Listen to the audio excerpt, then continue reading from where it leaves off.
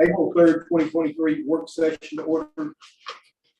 I think we're going to review the draft updated charter. Andrew, is that you?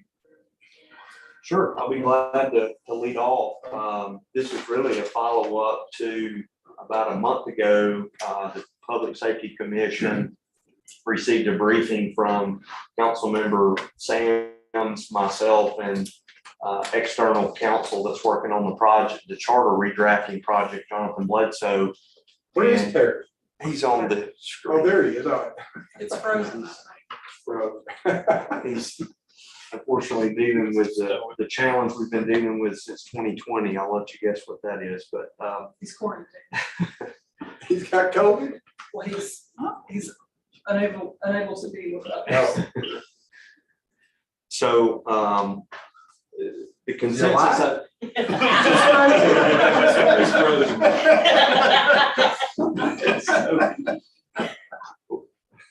Yeah, we. The screen's frozen.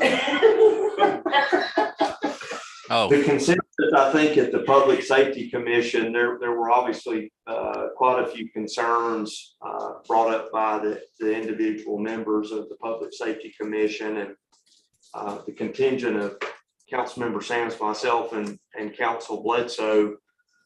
We tried to share the initial draft, really where the proposed changes to the charter were coming from.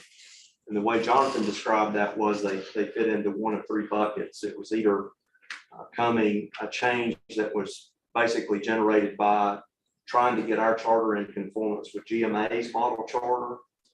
Some of the proposed changes were requirements of state law. And then the third were general policy decisions of the mayor and council. Following that Public Safety Commission meeting, Chairman Whitfield, who was, I think, appointed to chair by the PSC at that meeting, and I met with Councilmember Sams to even go deeper into some of the highlighted concerns from the PSC members, and I think we had some real productive conversations. The biggest change to the public safety departments that's proposed is clearing up the chain of command that the two chiefs would report to the city administrator, but work at the pleasure of the mayor and council. And that's what's called a hybrid, because it's not a true manager form of government, but it's also not the current configuration, which is that the Public Safety Commission would appoint or remove the both chiefs. The other deviation is that currently the PSC has the responsibility of confirming all police officers and firefighters. And the proposal is to vest that power with the chiefs. The chiefs would have basic control over any employee within their department upon their appointment to the chief's position. Our current charter, and Greg Batts and I were discussing this earlier, we do have a grievance procedure currently in our charter where if a police officer or firefighter feels that they've been grieved, they can appeal that to the Public Safety Commission. Our current charter, or the current draft of the new charter, is somewhat silent on that. I've talked with some of my colleagues in similar cities to Dalton in terms of population and service areas, and have learned that they do have a grievance procedure. For instance, Rome and Gainesville are both manager forms of government where the chiefs report to council. And they have a process for which if an employee is a police officer, firefighter, all the way up to the rank of chief, believes they are grieved in a personnel decision, they can appeal that, in Gainesville's case, to the appeals officer, which is appointed every year by the council. And in their case, it's actually the municipal court judge. The municipal court judge is the appeals officer. So that's sort of a broad overview. I've got copies of the Article 9, which is the section of the new charter that is about 3 pages, and it provides an overview of what the Public Safety Commission responsibility would be, and really it's becoming more like the other commissions and authorities of the city right now. As an advisory support, quasi-legislative for helping the departments craft internal policies, helping the departments with projects. Right now, you all know the challenges we're having at the police department with hiring. We're 8 officers short, and trying to have a work group to help support the chiefs and thinking creatively and making policy recommendations to the council to help in those regards. And that's where we are. With that, I probably should turn it over to you, Councilmember Sams, if you had any other thoughts. Okay, in following up, where we met with Mr. Whitfield, Andrew and I did, we kind of landed on, let's all go back to our respective corners and discuss what changes would best serve the city of Dalton 50 years from now.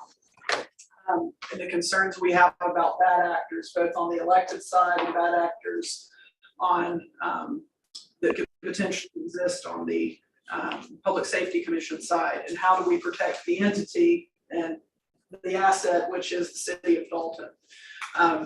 What I thought might be a middle ground may be that there has to be a mandatory cooling off period in the event that there is an action that would potentially take place, maybe a circumstance in our community as we see things across the country. And council, the commission member, Alex Brown, who is Alex here? He's not here. Okay. He brought up the concern about, as we've seen social unrest across the country, what would happen in 20 years if we had an elected council that was anti-police and said, we're going to remove the chief and not even have a policed community. Where would be the safety net for stopping that from happening? And it was a good example to give. There are communities he referenced in Oregon, places where things have where there's no rule, no order, no law, at times it seems. And we would never want to put our community in that vulnerable position. So how do we provide that safety net? And a potential way to do that may be that if an event occurs, and it would be most applicable to the police department, that the mayor and council could not remove the chief. There would have to be a mandatory cooling off period. Maybe it's 30 days, so that the right process could take place, where there could be an investigation if needed, if there was to be the potential of excessive use of force or something of that nature, that our chief would get his or her fair assessment of what was happening, and it would prevent the mayor and council from making any knee-jerk political type decisions or stunts to remove a chief or something of that nature. So I just want to follow back up with Mr. Whitfield and say, in you talking with your members, have you all thought about how we could find a middle ground to protect the major concern I took away from our last Public Safety Commission meeting, or the one before this one last week, was how do we protect the chiefs from being removed, when it just being a political decision to do so because of something that might happen in the community. Is there any feedback that you had from following the meeting that you and Andrew and I had? Let me touch on. Or anywhere you wish to start. I'm gonna speak for myself. I'll let Terry speak. Okay. But our concern that I spoke with them about was in 3 primary areas. The number 1 was the responsibility and the current responsibility of PSC and oversight having to do with hiring, selection, candidate selection, and dismissal or removal of the chief's fire department and the police department. From a due process standpoint, then there's the same thing having to do with dealing with the employee grievance, which you've kind of touched on, but still that is under the auspice of the PSC's responsibility. And then the third part would be the clearly defined duties and responsibilities of the PSC. In lieu of the above, if you remove those functions, then there is no other clearly defined responsibility laid out in the old charter. And if you take those things out, what would be left? Terry? No, I have a big concern in what you touched on about the political interference, because I think that, you know, this document, if we're what, 70 plus or minus 70 years into the old charter, I think that math is right. and, Sounds you know, I mean, we're all temporary. I mean, in some form or fashion, we're passing through, you know, our positions either in the city or out of them or whatever. And this, I think that I'm thinking 40 years down the road, will we be able to have a situation in the document that has served, albeit historically, as well as this old charter has, you know, and including those updates, put us in the same situation where people will be thankful of and not regretful of what we're working on. If you have, you know, like I say, I'm speaking, that's my mind and my position. No, I mean, I agree. We discussed that, and we talked about all this before. I mean, it's how we're just kind of, you know, hopefully pleading our case and some kind of resolution. We still feel very strongly that there should be an independence between, I guess, fire and police and the politics involved. And we've been clear with that. And we're trying to fight for that, and we don't want to be repetitive, but we are trying to make a strong argument that it has worked since, I believe, the charter was 1945, that the majority of it was working on, and it has worked very well. And I mean, I realize that the vast majority of counties do this, but you know, just because everyone's not doing doesn't mean it's not the right thing for us to do. And we feel like that there's not one instance that this commission hadn't acted and held itself to a higher standard. And that way, and when we're all retired and we go on to do something else, or we feel like that independence was very important, and it has served us well. We also talked about the concerns that from a human resources standpoint, and not going to put words in Greg's mouth, but I'm going to invite you, Greg, to share any concerns that may be. When a city employee is hired, he or she goes to orientation and is given a handbook, et cetera, and then all the department heads, you know, further drill down and take it from 30,000 feet down to what's most applicable about the departments that the employee is working in. It's unusual from a legal standpoint, and maybe Councilmember Farrow can speak to the potential that could be here in this day and age we're living in, where there is a disgruntled employee, that he or she doesn't follow through the same line of dealing with Greg Batts and HR, and even with Andrew, that it goes to a body of people that have had no continuing education training, no HR training of any sort. Are we not inviting the potential lawsuit of wasn't everything handled as it should be? Because that's one of the unintended consequences of having appointed people on a commission that aren't going through any continuing ed. And that's not to say that you and your co-members would not be more than willing to participate in such training, but then there's all the confidentiality that goes into these type things. And are we not, we would have to, I think, tweak things even as they are now, but there is a vulnerability that exists for the city from having appointed private citizens being involved in sensitive matters of employee issues. And it's like there's a different set of rules, if you will, if you're police or fire, or if you're Well, public there works. are clearly a different set of rules, and some of the issues that may come up, you know, are some things that, if I'm not mistaken, it's required to be an open meeting, any sort of grievance that's heard. And that may be or may not be a deterrent for someone that maybe feels aggrieved to come forward. Having it not be directly, at least right off the bat, go to PSC, there may be some way to keep that confidential unless they want to, you know, take it one more step further if they don't agree with whomever, if they have to go to Andrew or me or whomever. That's just a thought on the confidentiality side.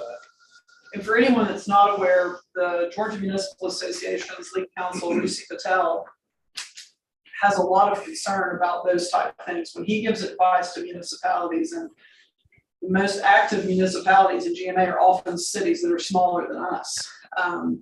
They really need to know where their vulnerabilities are, and it's this being an unusual structured relationship that our employees have with this independent body. He just sees vulnerability about when you have an employee problem. It's got no doubt it's got wonderful attributes to it, but it has some vulnerabilities there too. So of dealing with a bad employee situation. And just speaking from a council member's position, I'm just concerned about who's ultimately responsible. You know, if there were a lawsuit, you guys aren't gonna get sued. Well, now, You're appointed. can I interrupt? I actually got sued on the, years ago when, maybe for a brief period, when I was on the zoning appeals committee, and, the old Charlies or whatever, and I, I don't know if y'all remember that, but we, I think they sued each board member, because they didn't have enough parking. I don't know if you remember that, but we Do did not. get sued. That's raising its Did we head again, reimburse you? Sherry. Maybe call back for that decision. Oh, well, let me just move on. Let's don't get in the weeds, right? It's, I don't know. but I'm just saying that there was a point, and maybe it was that like 20 years ago or something. I can't, it's been a long time. Long time. I'm But dating that. it would be our goal to put all private citizens in a position, and this is where Lucy can tell us, when you ask people to serve, you want to best insulate people from being involved in something that, for example, we want to insulate or for giving, we want you to give us good advice, and we want you to roll up your sleeves and work on the staffing issue at the police department, help do those deeper dives as other boards do, just to give an example. But we would not, in a perfect world, wish to involve you in a sensitive employee, a personnel matter that could have lawsuits for the city pending, et cetera, because where does that leave you all knowing these little details? That it's a red flag. And we went into great detail, Andrew and I did with Mr. Whitfield about those concerns, and just to piggyback on what Dennis has said. What? Kind of back to the one on our discussion.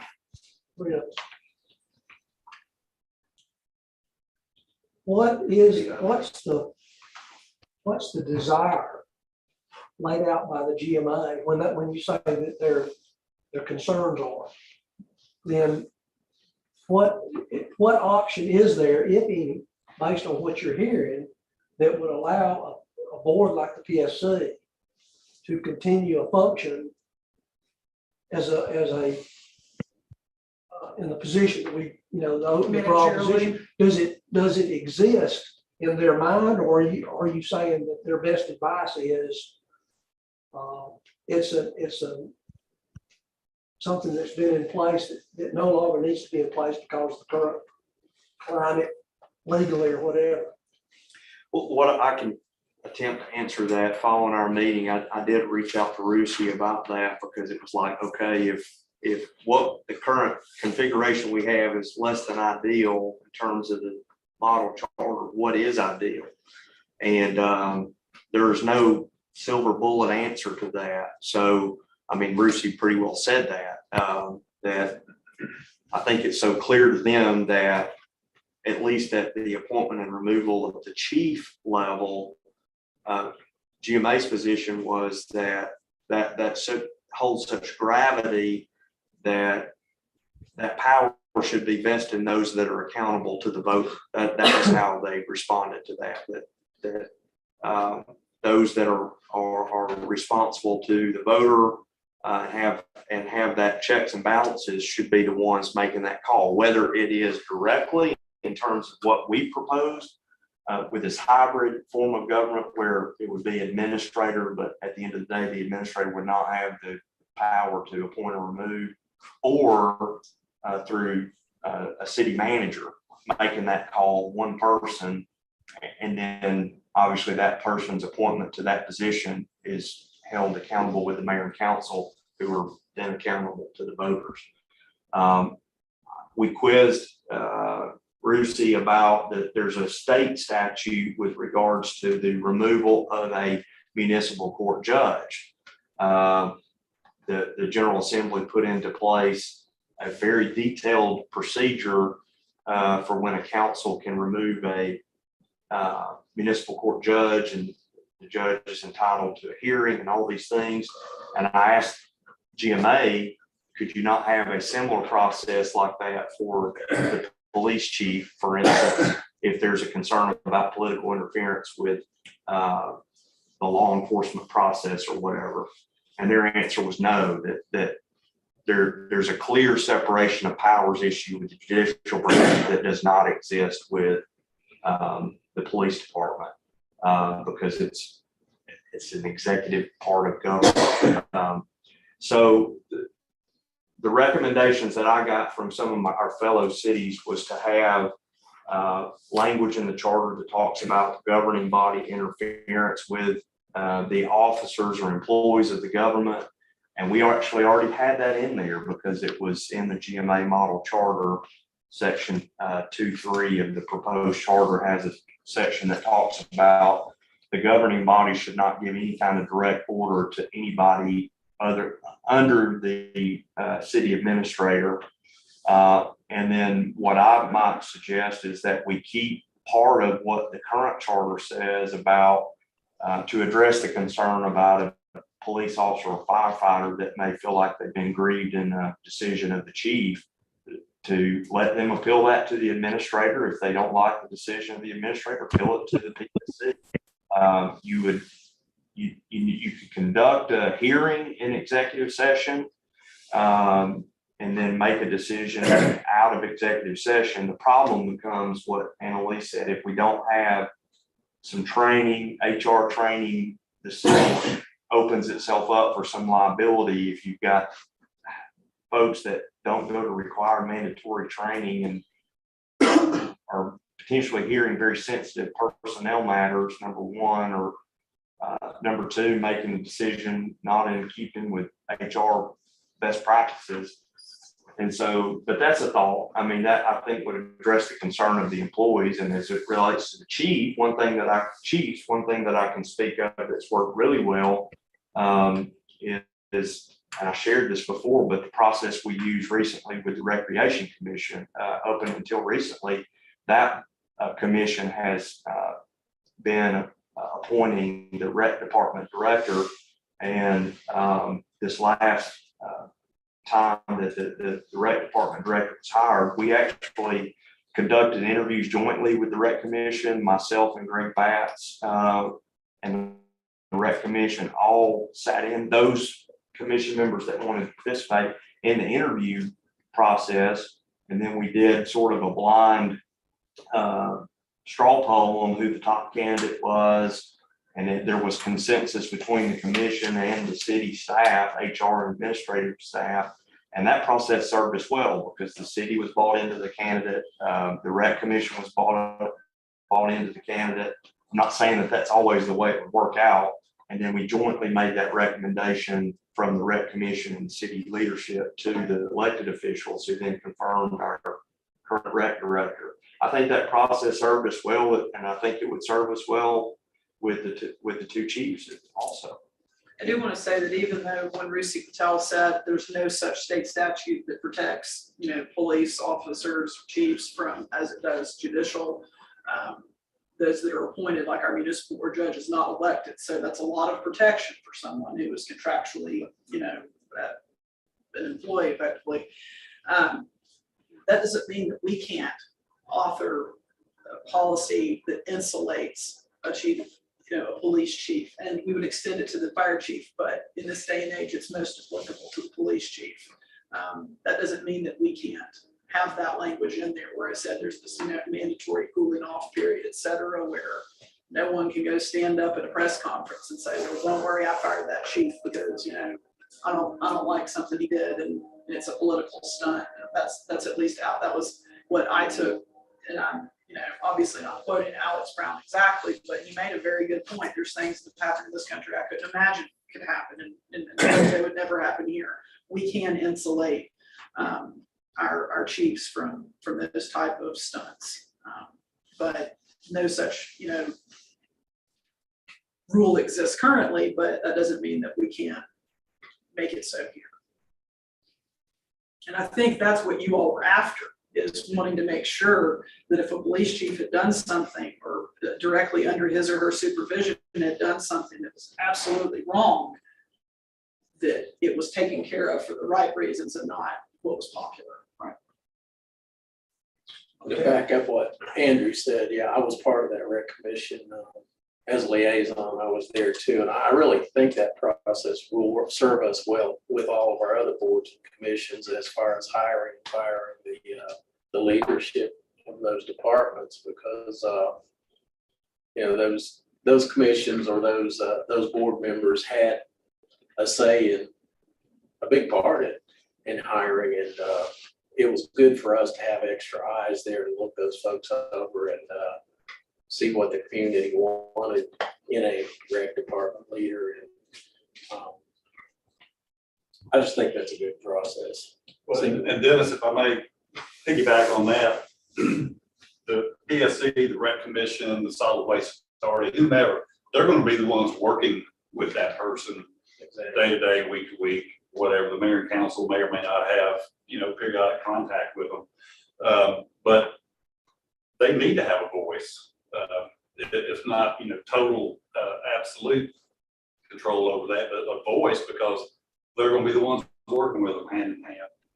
And it worked beautifully with Parks and Rec.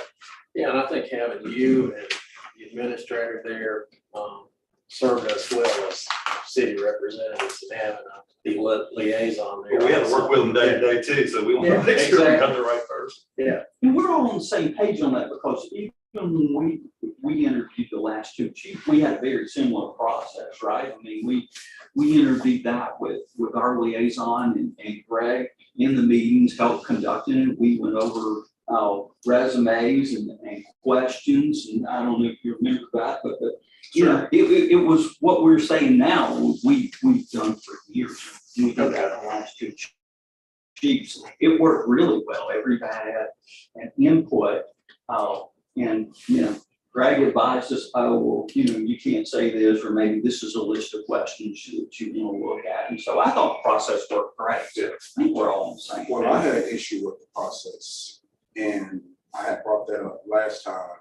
And there was nothing against the chief, it was the way that it was put out there. It had certain limitations to who could be the chief.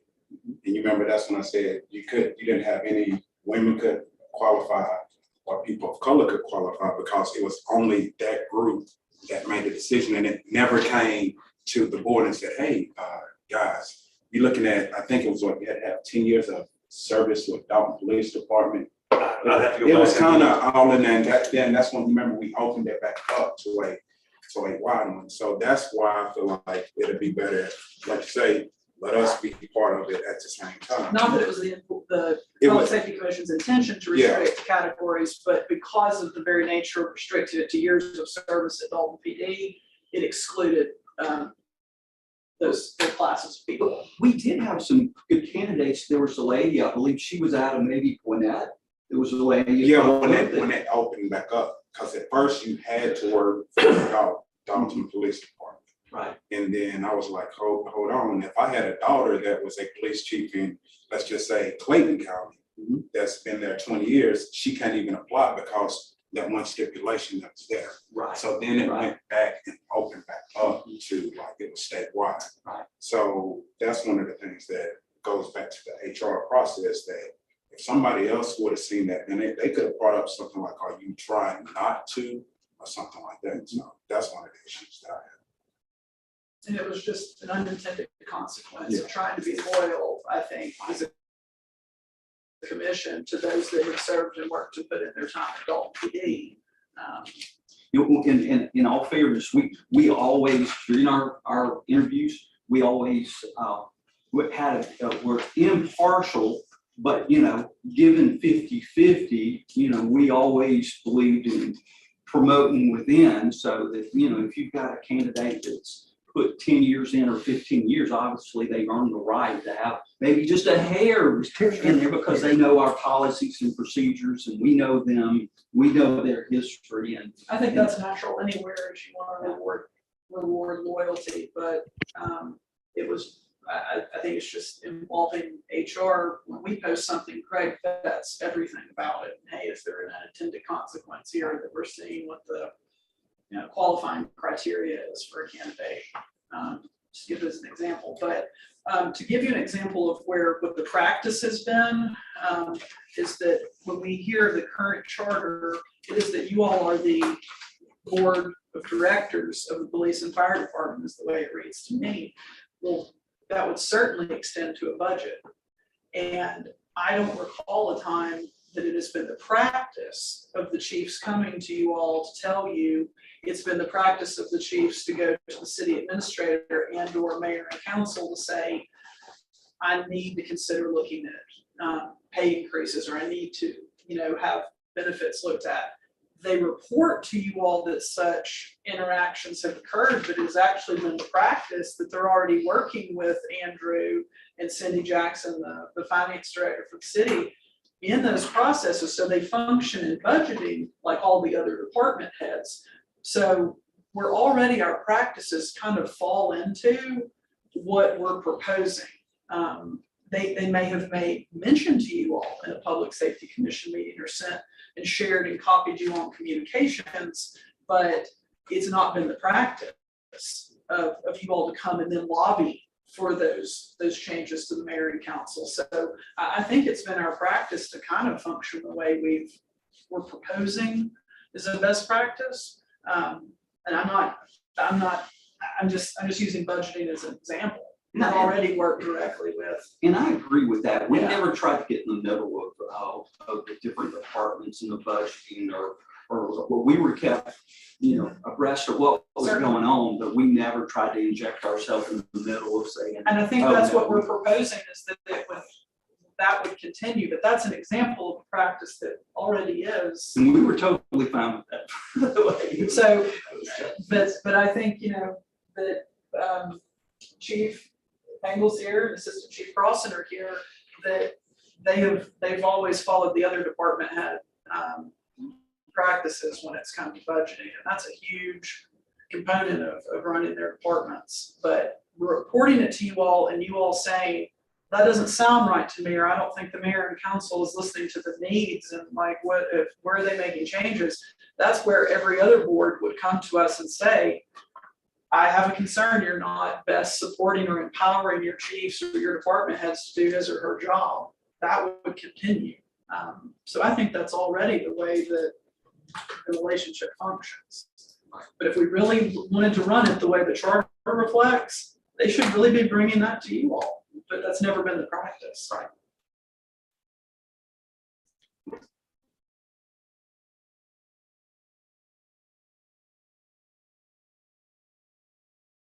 I don't think that's, well, the charter doesn't need to be updated. My goodness, you know, I mean, when you read through some of the old parts of the charter, and I know this has been a work in progress for a long time in some form or fashion. I mean, you know, chipping away at trying to get this thing updated. And you know, the budget considerations, to me, and I hear what you're saying. I'm not disagreeing with that you're saying, but to me, the controversial parts of the responsibility, and I lean on Terry because he's the longest serving individual, is when you have issues that come up. Fire Talk's had a couple I probably would not be as familiar as the chief would be historically. Police Department's had some where there was a political component involved in something that happened that was a process of the job. Right. And, you know, in my mind, as I indicated to y'all, that's what stands out to me, that having the Public Safety Commission as an insulating position to vet some of that from the politics. And now you had mentioned earlier having an ordinance or being able to craft something.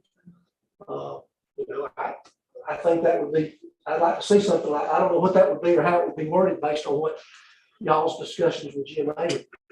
Well, I think you take your greatest fear, just to be candid, of a circumstance, and you think of how that could have been better handled. And then, Terry Miller and Jonathan, would be Jonathan Bledsoe in this case, articulates that concern of where there's political interference and it goes even deeper to protect and insulate a police chief or a fire chief from that circumstance of, again, doing his or her job and they were just carrying out their duties, and is there consequence to having, done that, so that we can take no action to punish someone for doing his or her job. And Those are the kind of things I think And nationally. I'm very you see clear, that kind of stuff. And that is a very big concern of the Public Safety Commission, and justifiably so. And I think that's why we will work hard to put into words, have Jonathan put into words what you're trying to convey. And I don't think there would be any objection from this mayor and council to do that. See, when I mean, you're looking back historically, did you see anything jump out at you that we had about?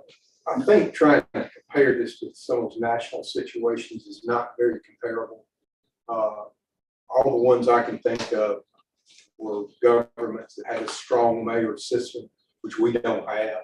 And those mayors are the one that took action to do whatever they want to do. They had the power to do it.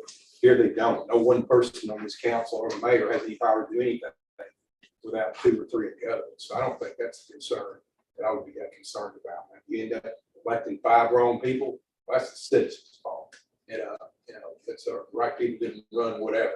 But I think trying to compare it to these other situations is not comparable, because those situations, the mayor had a whole lot of power. Where in this situation, they don't. No one council member has that power.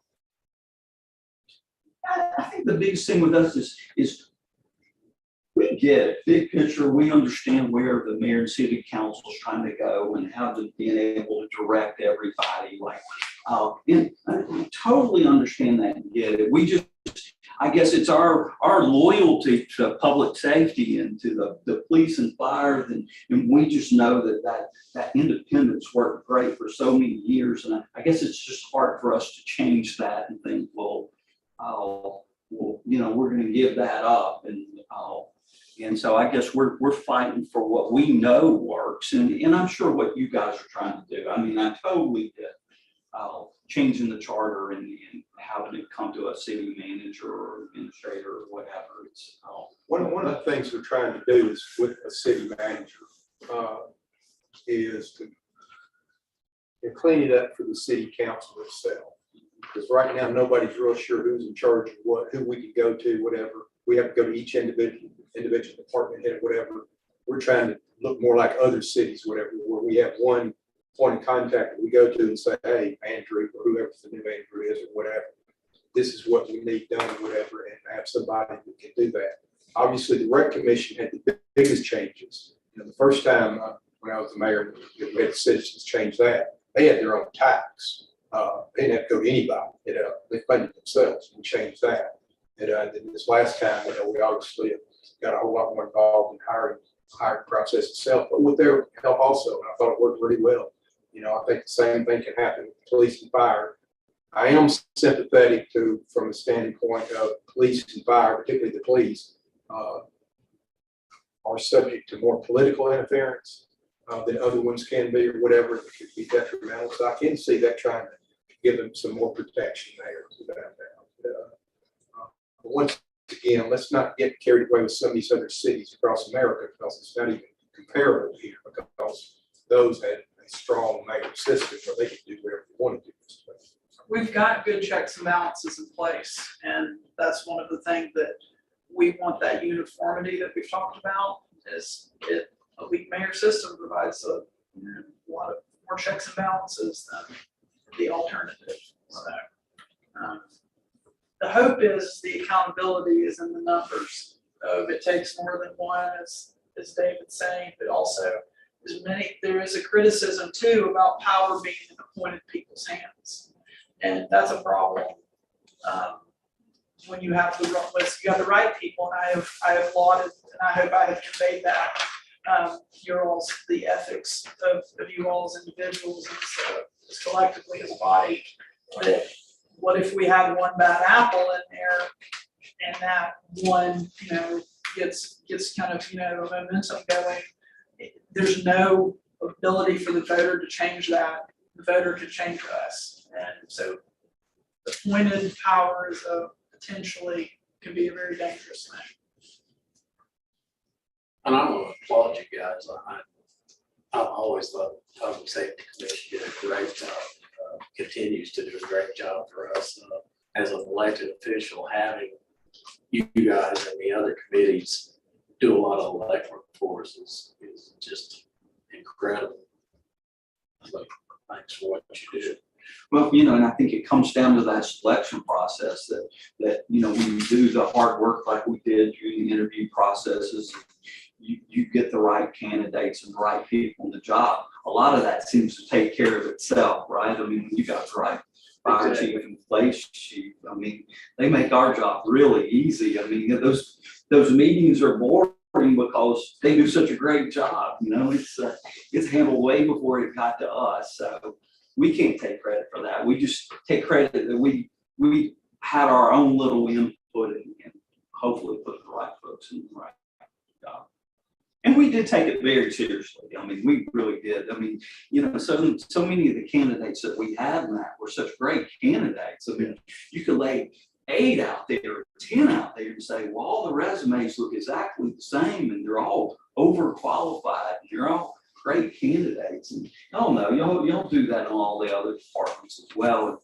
It's tough. It's not easy. Well, potentially a place to leave this, Truman, could be for Andrew to come back from meeting with Jonathan and say, let's talk about, David has shared, there's a sympathy and there should be across this country in communities that are well protected and conservative in its values as ours is, and as a weak mayor system, let's see what we can do to, within reason, insulate the chiefs to the right processes and kick that back to you all and see if there is a level of comfort that satisfies the loyalty that you all have to protecting those employees.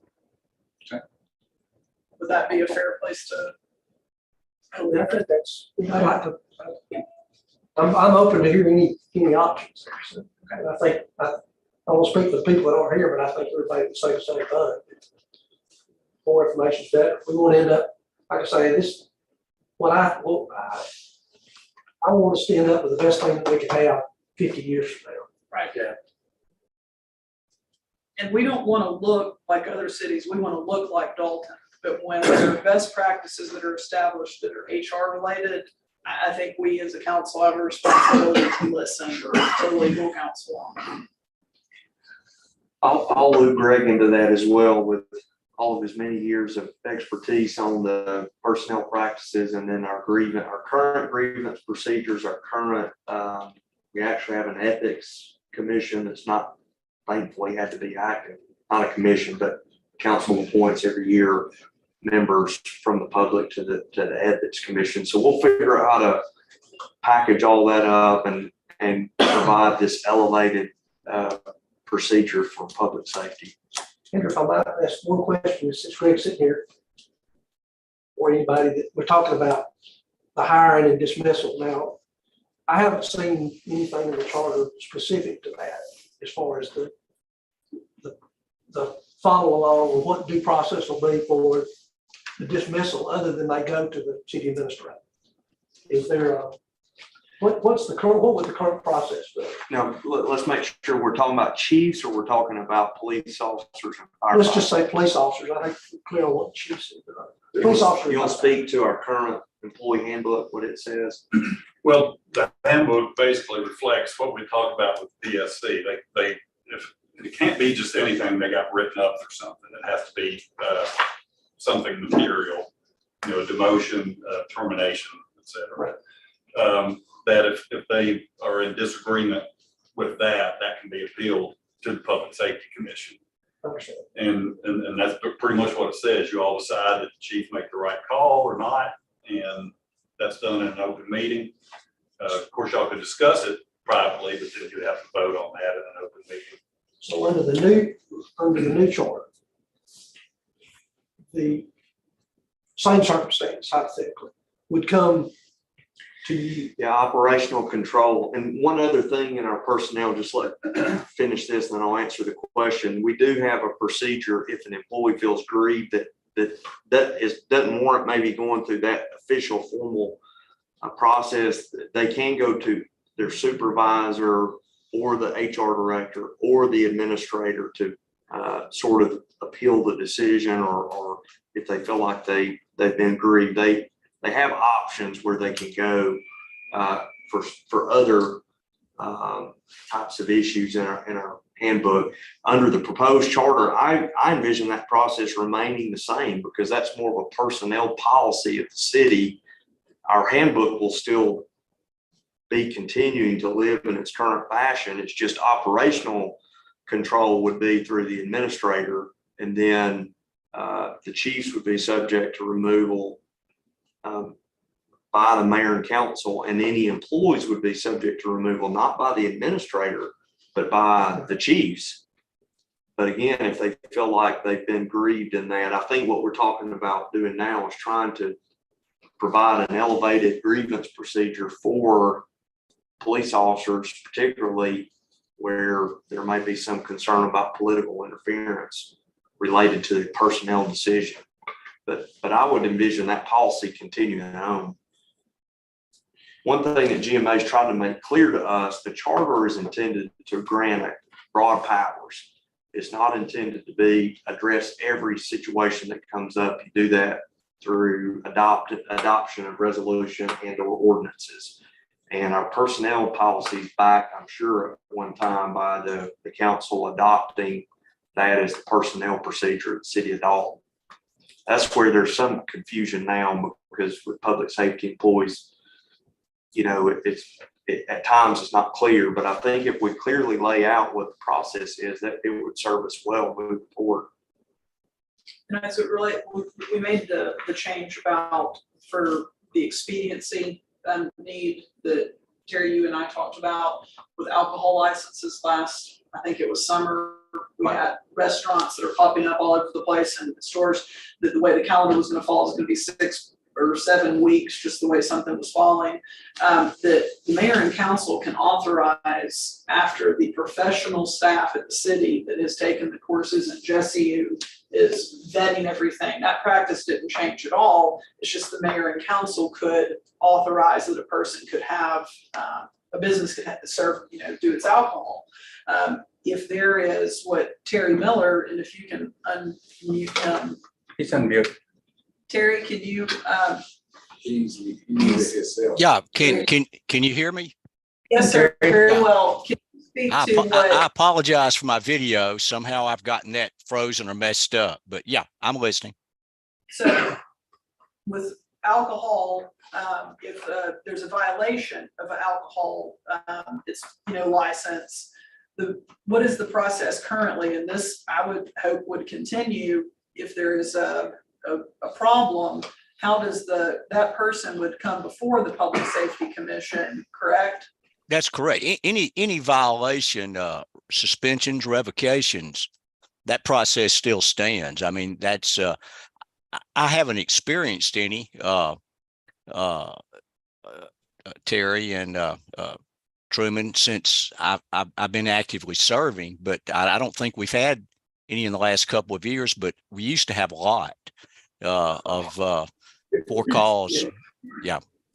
We don't want those coming before the mayor and council. We want them coming before a specialized subcommittee, if you will. So that continues.